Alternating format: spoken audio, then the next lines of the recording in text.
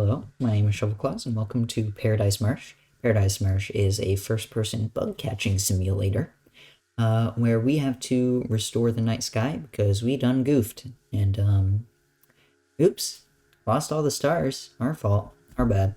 So we have to catch bugs to restore all the stars into the sky. That's actually the plot of the game. Before we begin, I'm gonna randomize our seed a few times, shake it on up like a bowl of dice, and then we'll go ahead and get into the new game. Time doesn't begin yet, so don't worry too much. Time will begin when we draw the constellation of our handy net. But a lot of elements in this game rely on RNG, and so we need to reset our seed between runs, or else we'd be playing on the same world, which I think is really boring. But yeah, such a beautiful night sky. I sure hope nothing happens to it. For example, in 3, 2, 1, go. Uh-oh, bad news. So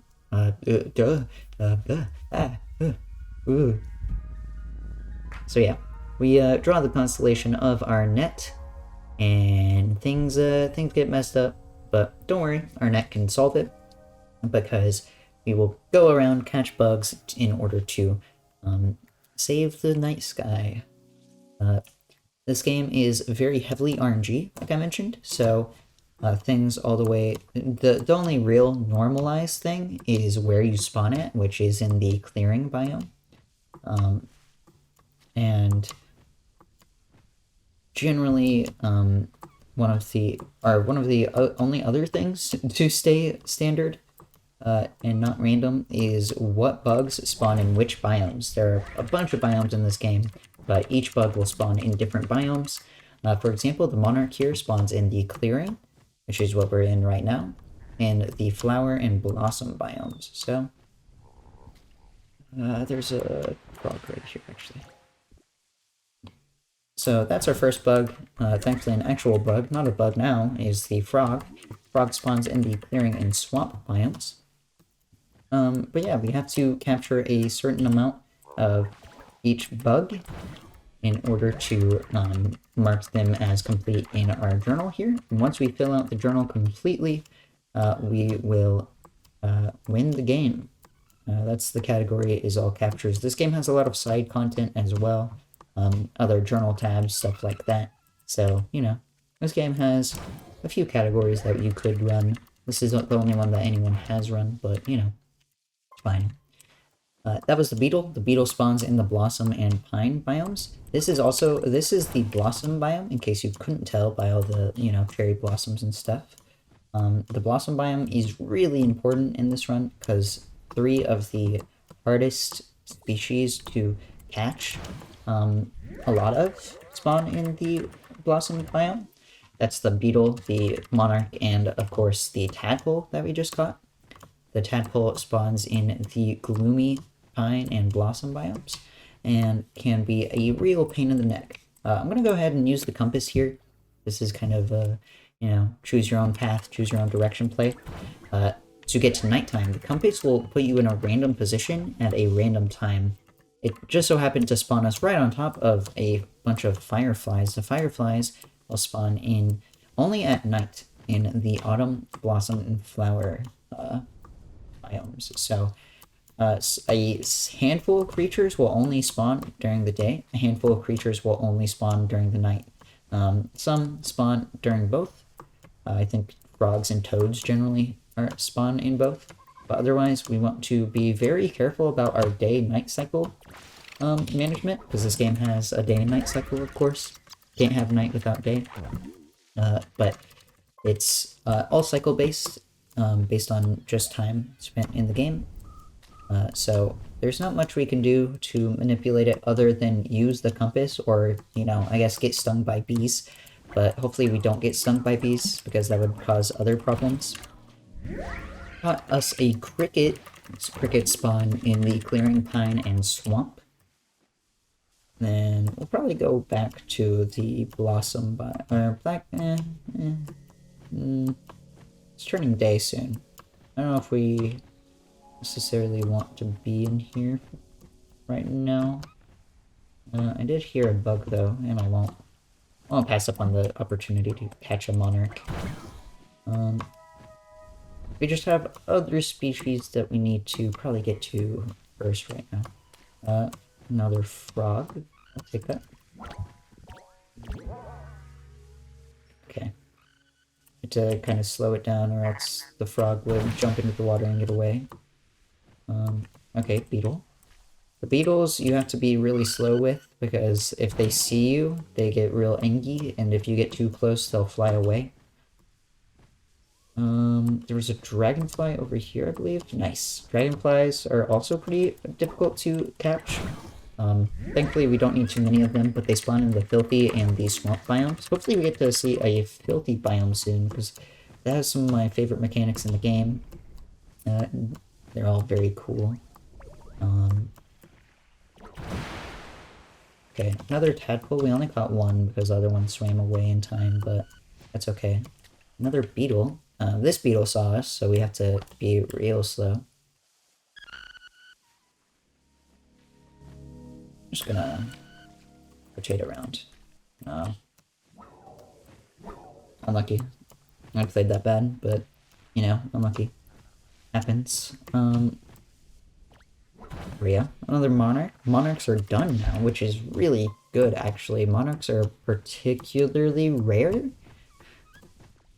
generally, so we want to get them done pretty early. Dragonfly. I didn't catch you somehow, but, you know, that's fine. And where did the other one go? Did you fly away? That's so mean. That's fine. You know what I'm gonna do? I'm gonna... Okay. There is a plant over here that we can consume that will increase our movement speed in water. Generally, water is pretty slow, so we want to avoid it, but, you know, when we have an increased movement speed, that can make traversing a lot easier, particularly when we have other species to catch, like the bee here. Bees only spawn around beehives in the flower and autumn biomes. We want to generally... I thought that was a frog, I can't lie. Want to generally avoid knocking down a beehive, because the beehive will literally just, like, one-hit KO us. And we'll also destroy the beehive, which is another problem. Nice. Okay, I had to be careful there, because if we knock that down, that would be bad. We're entering into our second night, so we've got to be a bit careful. I'm going to go into the gloomy biome here to try to get another species that we haven't seen yet. The snail there. The snails only spawn on those rocks and are very alert and will try to run away. The only one we're missing are the the moths. And then we'll have all the species in our journal at least once. But we're gonna try to get some more spiders. I heard frog. I heard a frog. Oh my god. There we go. And, oh, okay, this is good. We only got one spider from the gloomy, but we should be able to catch some more crickets. Nice. And then, let's see. Frog here. While we're catching, nice, our last frog. That's pretty good, actually. I don't like catching frogs. I do not do it particularly well sometimes. While we're catching just some repeat species, we need to try to... I heard something over here. There's a toad as well. While we're catching some repeat species, we'll go ahead and talk about some of the movement in the game. You've seen me bee hopping around this whole time. Bee hopping is the fastest form of movement in the game, because if you do it well, you can get some extra movement speed. Also have all the toads. That's also good. Let's see if we can't find a filthy or a frozen. I don't think I've walked off in this direction much. But yeah, the bee hopping in this game, very fluid, very dynamic. This game's not made in Source, but bee hopping was just an extra thing added in. Like, strafing doesn't make you faster. I just strafe because of spacing. Water, avoiding water is really important. generally. I don't know if if I have a filthy or frozen marsh around. So I have to be kind of careful. I'm gonna wait for this guy. Yes, okay. I could not tell if that was close enough or... Okay. But yeah, bee hopping's fast. Strafing is not faster, but it can help with spacing. And also you just generally want to also scan the environment. Like a lot. Because if you know, miss a sound cue, because sound's really important in this game. Each creature makes a unique sound. If you miss a sound cue, or then you can, if you are, you know, good at scanning, your eyes are quick. Mine are not particularly, but you know, then you can still catch them, even if you miss the sound cue that they give you. But yeah, I think now is probably a good time for some donations. While I, you know, bounce around looking for the biomes that we need. I will say I will just mumble to myself occasionally. I will tell you when we're good on donations, I think. Yeah, hit it, go for it. I'm hearing something. Where are you? I can't tell where it is. I'm not gonna spend more time looking for it. Could be a beehive over here. More it's awesome. Okay, well, that's fine. I should be able to. Oh, nice. Okay, bee's done. Hooray.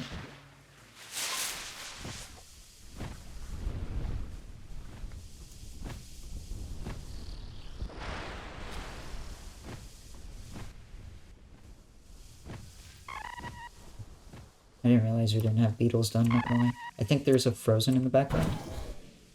Yes, nice. I knew coming to Blossom would save me. Get more cows. Nice. Temple's done. Alright, I think that's good on donations. It's not too far until night. We only have a few more species. This should be our last night, because no. Need one more. But yeah. It should be night soon, and we'll return to the frozen that's behind us. I don't know if I need anything in autumn. Actually, quick status check. What do we need? Beetle. I need dragonflies, so it's good to stay in autumn right now. Sorry, swamp, not autumn.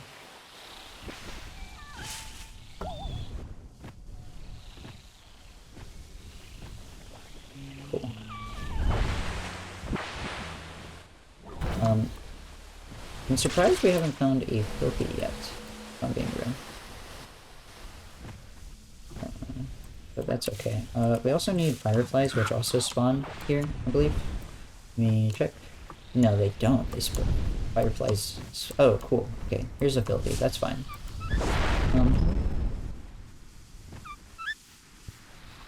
Nice. Okay, that's dragonflies done. That's good. Snails, fireflies, moths. That's fine.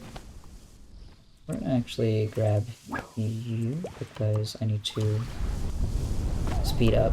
The filthy biome has like various like items you can pick up. One of them is the energy drink that we just picked up. Very useful. Makes us go very fast, so it can really help in traversing the environment quickly. It's about night, so we'll stay around this area. Ooh. Okay, cool. That's actually huge. That might end up saving a day rotation. Because all we need from night is the firefly and moth, which should take the entire night, I think. There we go. That's one moth. The moth spawns under light poles in filthy and frozen biomes. We have a frozen biome that's a bit behind us, but we'll see if we can't just finish up here. I saw another one. Okay, it's gone. I think we will just head back to other biome to try to finish it out. The frozen one, but we have to go across this blossom. Blossoms thankfully have, you can see them in the distance there, fireflies. So we'll be able to finish out fireflies here as well, I think. Some extra movement mechanics as well. Oh my god, I cannot believe I missed both of those. That's really frustrating. Oh, it's fine, actually. Okay, cool. Minor time loss because we only needed a bit one more. And then snail and moth. That's huge, actually. Because snails shouldn't be too hard to catch. We just need to find the frozen that's over here, I believe. We just go around the perimeter of the blossom. You should find it.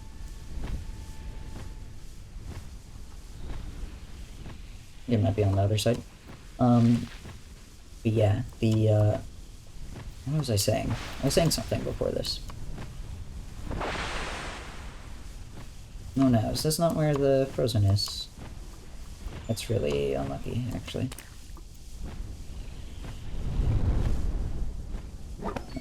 Need the carrot here. The carrot just gives us a higher jump, but ends up making us go faster, so, you know.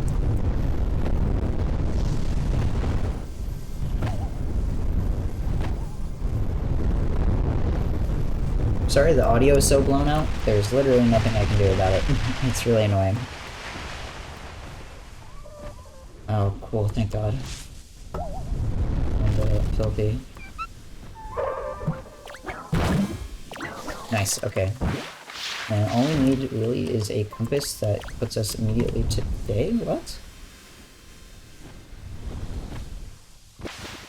I don't know if I've mentioned it during this run. No, I did, because it was at the very start. But yeah, compasses will... Wait. This is all I need, and then I can literally just, like, turn around and go to the obelisk. No shot! Wait, this is a huge PB! Okay? I'm kind of cracked. Wait, okay, time's coming up in... now.